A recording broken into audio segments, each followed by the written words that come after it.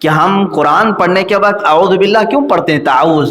جس میرے عزیزو، سلطان الاولیاء سیدنا عبد القادر جیلانی رضی اللہ تعالیٰ عنہ ایک بار نماز ادا کر رہے ہیں کھلے میدان میں، آسمان کا ایک ٹکڑا جو ہے ان کے اوپر سایہ بن گیا، چھاؤں ان پر ہے، باقی آس پاس سب دھوپ ہے۔ آپ نے نماز ادا کی۔ کسی اور کے ساتھ ایسا ہو تو وہ سب اپنی اتنی بڑائی ظاہر کر دے کہ میرے ساتھ تو آج بڑی کرامت ہو گئی ہے۔ آسمان کا ٹکڑا صرف سایہ ہی نہیں بنا بلکہ اس سے آواز بھی آنے لگی۔ کیا آواز آنے لگی کہ اے عبد القادر، میں تیرا خدا ہوں، میں نے تیری عبادت کو پسند کیا، میں نے آج سے تجھ پر جتنے حرام تھے سب حلال کر دیا، جو کچھ بھی تیرے لیے حرام تھے ساری چیزیں میں نے حلال کر دیا، تیرے لیے شراب حلال ہو گئی، عورتیں سب حلال ہو گئی۔ یہ اس ابر کے ٹکڑے سے آواز آئی۔ حضرت سیدنا عبد القادر جیلانی رضی اللہ تعالیٰ عنہ فوراً نماز کے بعد کہتے ہیں کہ یہ آواز میرے رب ذوالجلال کی طرف سے ہرگز نہیں ہو سکتی۔ جو چیز میرے مصطفیٰ کریم صلی اللہ تعالیٰ علیہ وسلم کے لیے حرام ہو گئی ہو، عبد القادر کے لیے وہ کیسے حلال ہو سکتی؟ اور قیامت تک کے لیے کوئی حلال نہیں کر سکے گا۔ یہ جواب حضرت سیدنا عبد القادر جیلانی کا ہے۔ جھوٹے 2 نمبر پیر اپنے لیے بہت ساری چیزیں حلال کر لیتے اور وہ کہتے ہمارا معاملہ الگ ہے۔ تمہارا معاملہ کیسے الگ ہو سکتا ہے؟ نمازیں معاف کر کے بیٹھے ہوئے ہیں بہت سارے لوگ۔ پیر صاحب نماز کیوں نہیں پڑھتے؟ کہا نہیں، ہم تو کعبے میں پڑھتے ہیں، آپ کو نظر نہیں آتے۔ تو کھانا یوں کیوں کھاتے ہو؟ کھانا یہاں کیوں کھاتے ہو؟ سوتے یہاں کیوں؟ یہ ان کے ایسے پیروں کے لیے جو نماز کعبے میں پڑھنے کی بات کرتے ہیں، مدینے میں پڑھنے کی بات کرتے ہیں، 2 دن کھانا دینا بند کر دو ان کو۔ کہو حضرت آپ جب نماز کے لیے مکہ جائیں وہیں سے کھجور کھا کے آ جائیں، زمزم پی کر کے آ جائیں، کھانا وہیں کھا کر کے آ جائیں۔ میرے عزیزوں، مجھے ایک بھی ایسی روایت بتا دو کہ ہمارے اتنے بڑے اکابر اولیاء کاملین میں کسی نے نماز قضا کی ہو۔ سرکار غریب نواز رضی اللہ تعالیٰ عنہ، حضرت سیدنا عبد القادر جیلانی رضی اللہ تعالیٰ، کبھی ان کی ایک نماز قضا کیا ہے انہوں نے جان بوجھ کر؟ یا آپ نے کسی مرید سے کہا ہے کہ تم نماز نہ پڑھو میں تجھے بخشوا دوں گا، معاف کرا دوں گا؟ مجھے ایک روایت ایسی بتا دو۔ جب وہ پیران پیر ہو کر، بڑے ولی ہو کر، کبھی انہوں نے ایسا اعلان نہیں کیا، تو پھر یہ حرام حلال سب استعمال کرنے والے 2 نمبر کے جعلی پیر کیسے کہہ سکتے ہیں کہ تو نماز نہ بھی پڑھے تو میں تجھے معاف کرا دوں گا، میں ہوں نا تیرے پیچھے؟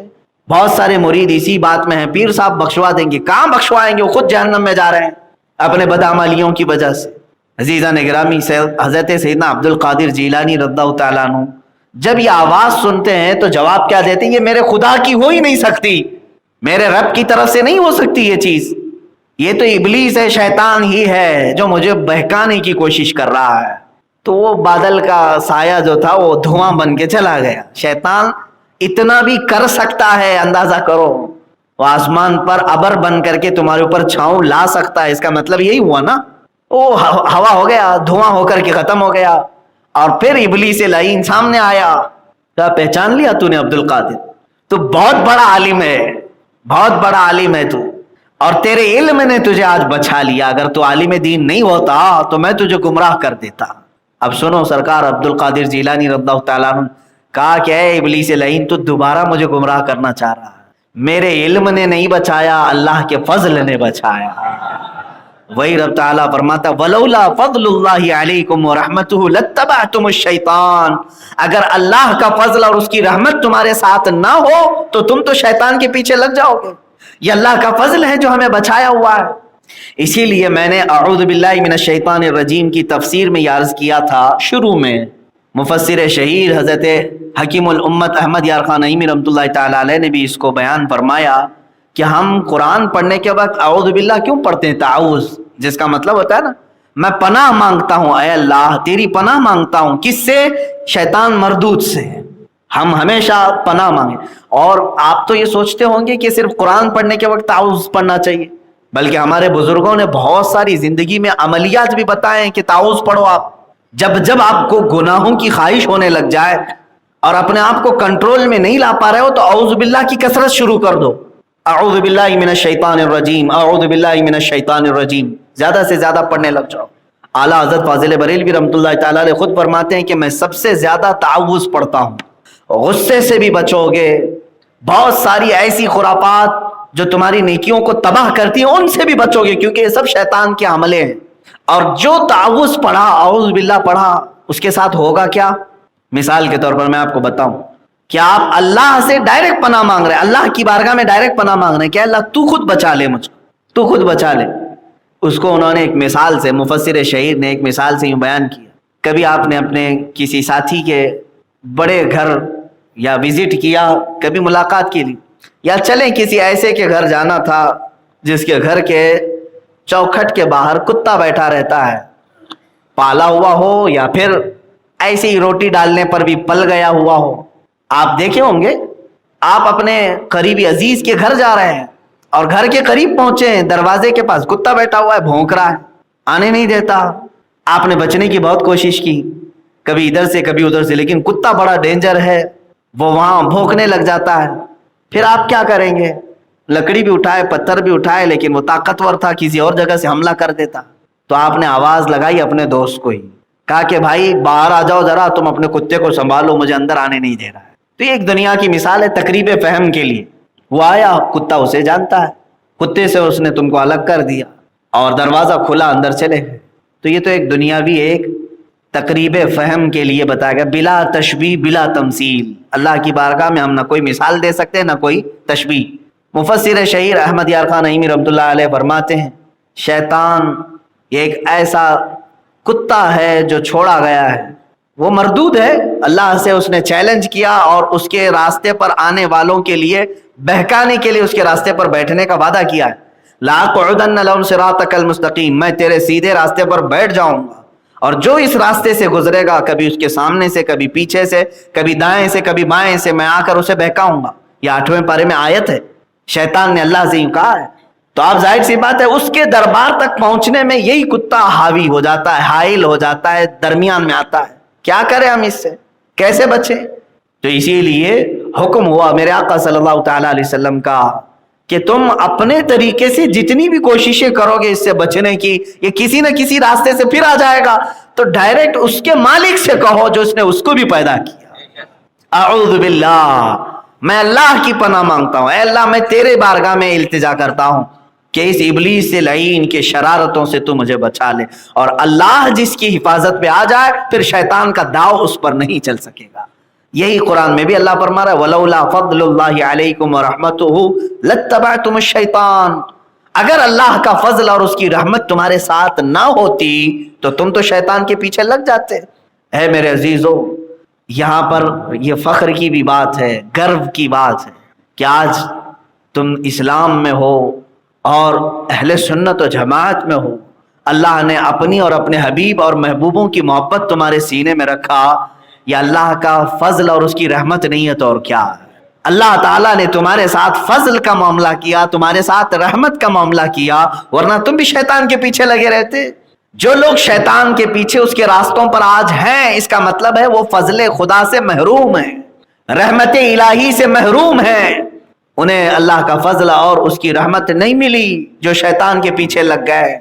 اور جو وہاں سے چھٹکارا حاصل کر کے اس کے دربار میں پہنچ گئے، اس کا مطلب ہے کہ اللہ کا فضل انہیں مل گیا، اللہ کی رحمت تمہیں مل گئی۔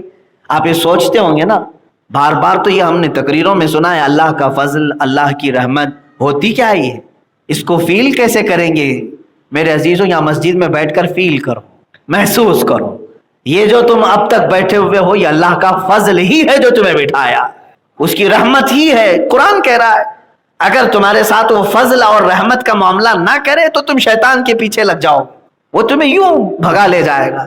اچھا، حدیث میں یہ ملتا ہے ان الشیطان لیجری مجری الدم، شیطان کیسے آتا ہے معلوم ہے؟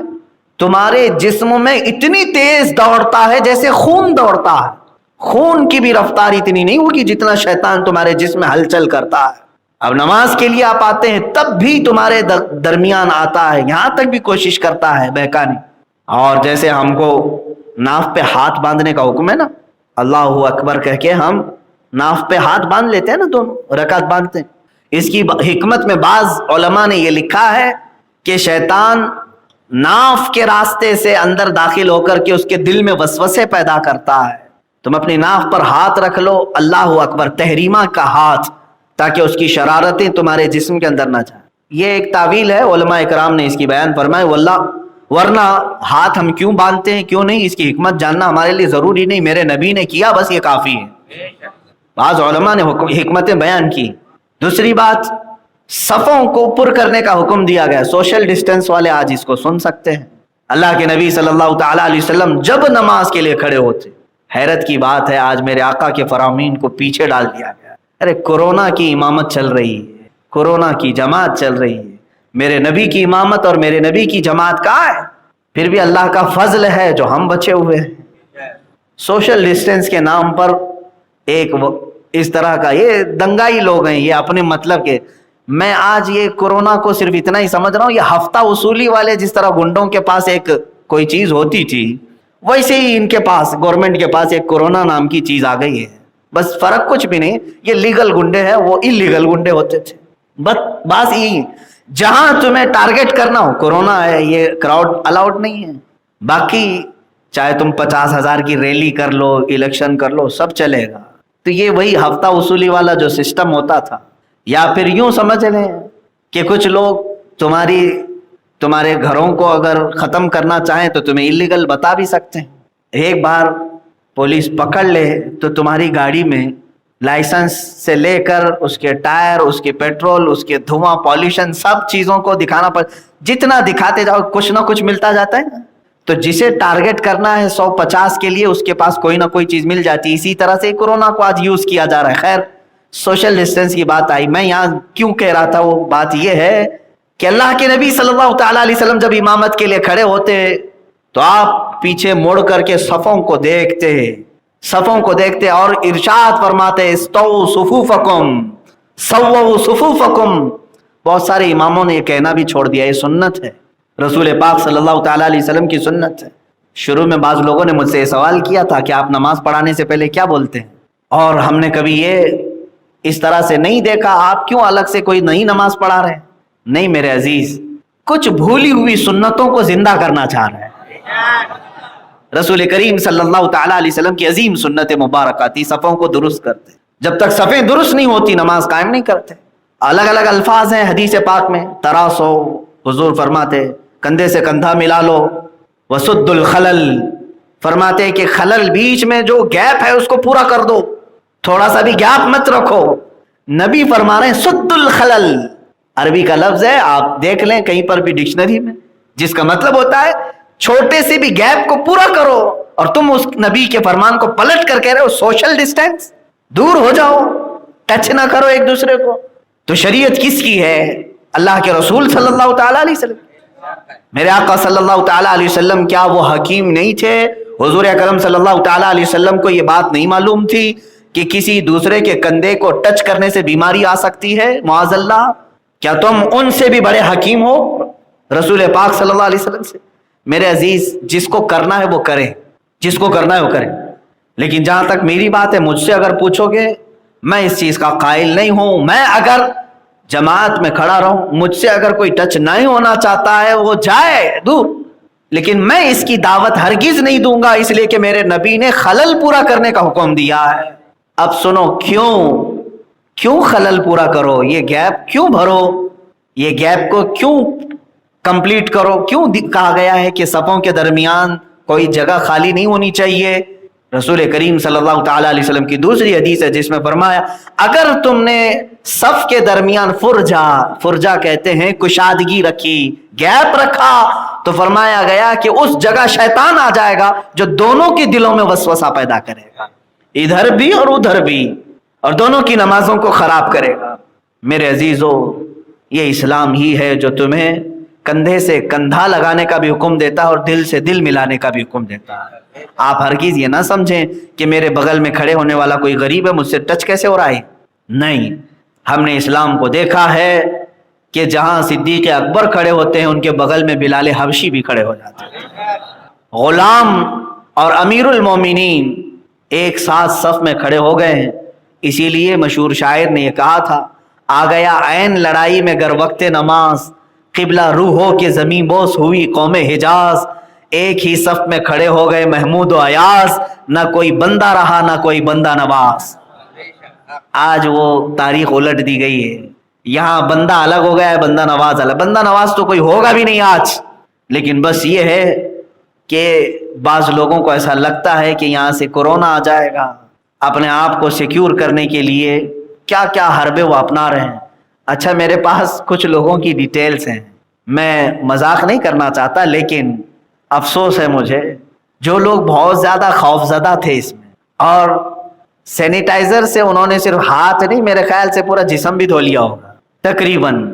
میں مبالغہ نہیں کرنا چاہتا لیکن زیادہ سے زیادہ وہ کھانے کے برتنوں کو تک بار بار ہر چیز سے پوچھ کر مسجدوں میں نہیں آئے اور سوشل ڈسٹینس کا بہت خیال رکھا، لیکن میں نے ان کے جنازے بھی پڑھے. آج وہ موجود نہیں، اسی بیماری نے انہیں جکڑ لیا، اسی بیماری میں مر گئے. یہ تمام احتیاط بھی ان کو بچا نہیں بچا سکے. جب یہ معلوم ہی ہے کہ موت و حیات اللہ کے دست قدرت میں ہے، تو مومن کو چاہیے کہ احتیاط کرے، احتیاطی تدبیر رکھے، لیکن اتنا بھی زیادہ نہیں کہ تمہیں چھوت چھات والے معاملات آ جائیں، چھوت چھات کے یہ سب معاملات آ جائیں. باپ اپنے بیٹے کو چھونے سے ڈرے، ماں اپنے بیٹے کو اٹھانے سے ڈرے کہ باہر جا کر کے آیا ہے فلاں نہ ہو جائے. یہ تمام چیزیں آج کی ڈالی ہوئی ہیں. حالانکہ میرے عزیزو یہ ٹاپک میرا چینج نہ ہو جائے، بہرحال میں یہ کہنا چاہ رہا تھا کہ شیطان تمہیں ہر جگہ حملہ کرنے کی کوشش کرے گا. اگر اللہ کا فضل اور اس کی رحمت تمہارے ساتھ نہ ہو تو تم اس کے پیچھے لگ جاؤ. یہاں تک کہ بستر پر تمہارے شیطان آتا ہے، کھانے کے برتن میں شیطان آتا ہے، استنجا خانے میں شیطان رہتا ہے، تمہارے ہر جگہ پر شیطان آ رہا ہے.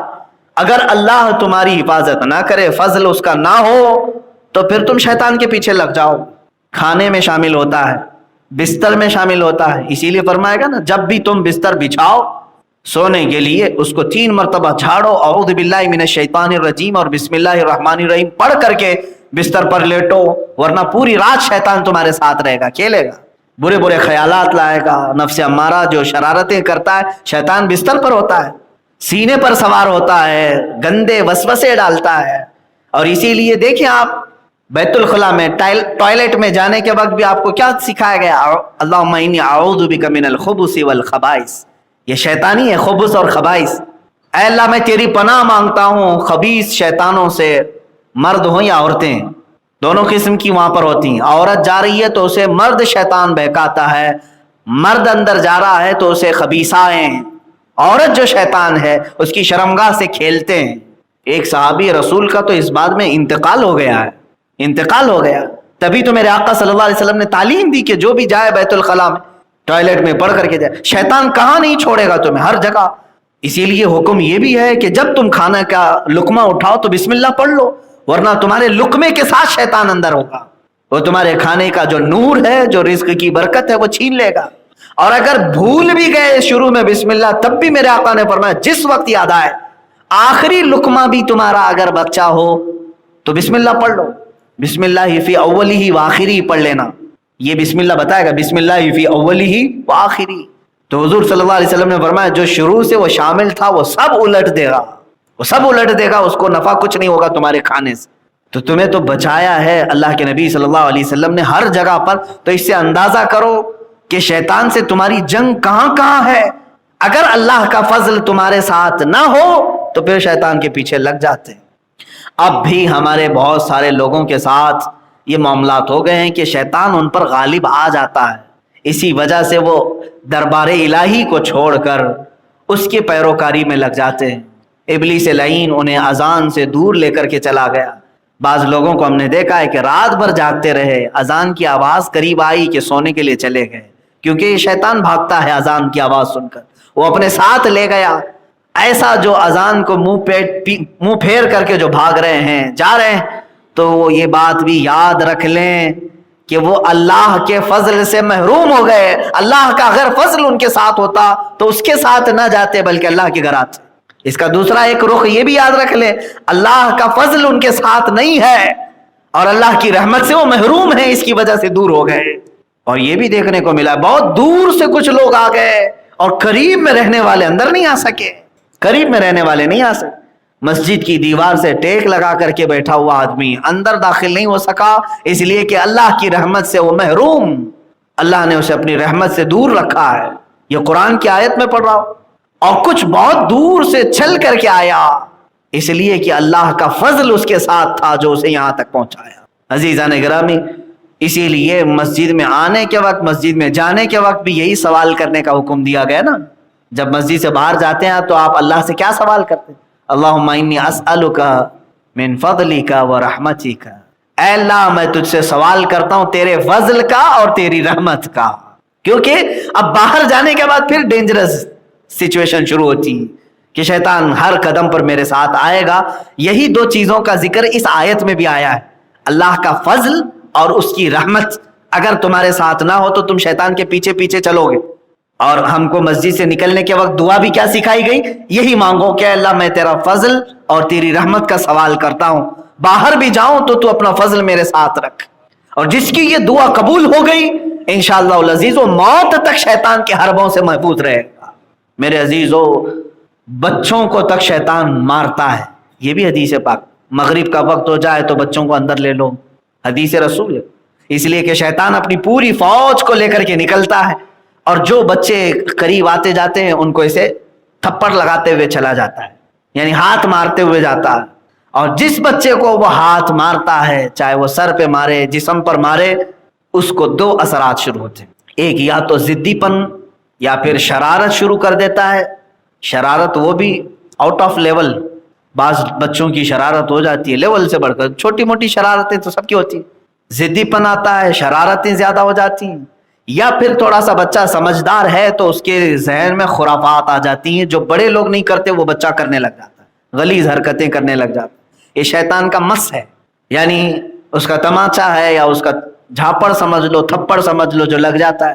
اسی لیے حکم دیا گیا مغرب سے پہلے بچوں کو اپنے گھروں میں لے لو. ہمارے محلوں میں تو مغرب کے بعد بچوں کو باہر نکالتے ہیں.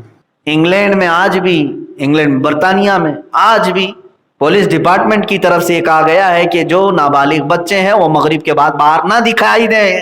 جرائم پر کنٹرول کرنے کے لیے رات سے پہلے بچوں کو اندر لینے کا آرڈر دیا گیا. چند سال پہلے کی ایک خبر میں نے پڑھی تھی. میرے عزیزو بچوں کو یہاں پر بہکاتا ہے، جوانوں کو الگ، بوڑھوں کو بھی الگ، یہاں تک کہ موت کے منہ میں جا رہے ہوتے اس وقت تک بھی بہکاتا ہے. اس وقت بھی جب تم موت کے منہ میں جا چکے ہو، قریب ہے کہ روح نکلنے والی ہے، تب بھی وہ سرانے کے پاس کھڑا رہتا ہے اور ہاتھ میں میٹھا پانی، ٹھنڈا پانی لے کر کھڑا رہتا ہے. وہ کہتا ہے کہ تیری ساری تکلیف دور ہو جائے گی، سارا تیرا یہ جو نزا کا معاملہ ہے ختم ہو جائے گا، بس ایک بار میری بات سن لے. جس خدا کی تو عبادت کرتا تھا وہ جھوٹا ہے اور میں سچا ہوں، معاذ اللہ. دیکھ تجھے وہ آج تکلیف میں چھوڑ دیا اور تیری طرف وہ دیکھتا بھی نہیں. میں تو تیرے پاس پانی لے کر کے آیا ہوں، ٹھنڈی ہوائیں چلاؤں گا. جو کمزور ایمان والا ہے وہ پانی کی آس میں اگر اس کو کہہ دے کہ تو ہی سچا ہے تو جیسے ہی وہ کہے گا وہ شیطان پیالہ پٹک دے گا اور اس کی روح نکل چکی ہوگی، کفر پر موت ہو گئی. پوری زندگی عبادت کرتا رہا لیکن موت سے تھوڑی دیر پہلے شیطان نے اس کو کافر بنا دیا. پانی کا ایک قطرہ بھی نہیں پلائے گا، وہ جھوٹا پانی ہوتا ہے، پانی ہوتا ہی نہیں، شعبدہ بازی، دکھائی کچھ اور دیتا ہے. تو مجھے بتاؤ میرے عزیزو، ہماری جنگ تو موت کے منہ میں جانے تک شیطان کے ساتھ ہے، اور آپ اتنے ہلکے میں لے کر کے اگر اس کو آسان زندگی گزارنے لگیں تو سمجھ لو کہ پھر خاتمہ کیسا ہوگا، خاتمہ کیسا ہوگا. اسی لیے ڈرتے رہو اور اللہ کے فضل اور اس کی رحمت کا سوال ضرور کرو کہ اے اللہ میں تیرے فضل اور تیری رحمت کا سوال کرتا ہوں. اور اللہ نے جب یہ فرما دیا تو حق بات ہے. اللہ خود فرما رہا ہے وَلَوْلَا فَضْلُ اللَّهِ عَلَيْكُمْ وَرَحْمَتُهُ لَاتَّبَعْتُمُ الشَّيْطَانَ إِلَّا قَلِيلًا. اگر اللہ کا فضل اور اس کی رحمت تم پر نہ ہوتی تو شیطان تمہیں لے جا چکا ہوتا، شیطان کے پیچھے تم لگ چکے ہوتے. اے اللہ جس طرح آج تک تو نے ہم پر فضل کیا ہے، دین اسلام پر قائم رکھا ہے، اہل سنت و جماعت پر رکھا ہے، تیرے حبیب کا اور تیرے محبوبوں کا سچا ہمیں معتقد بنایا ہے، ان کی محبت رکھا ہے، قرآن کی عظمت ہمارے سینوں میں بٹھائی ہے، قرآن کا احترام تو نے آج ہمیں دیا ہے، تو یہ سب تیرا فضل ہے مولا. اب بقیہ زندگی میں ہم صرف سوال یہ کرتے ہیں کہ جس طرح تو نے حق دین پر ہمیں رکھا ہے، قبر میں جانے تک ہم سب کو حق دین پر قائم رکھ. یا مقلب القلوب ثبت قلوبنا علی دینک یا اللہ. اے دلوں کو پھیرنے والے خدا، ہمارے دلوں کو ہمیشہ تو اپنے دین پر قائم رکھ.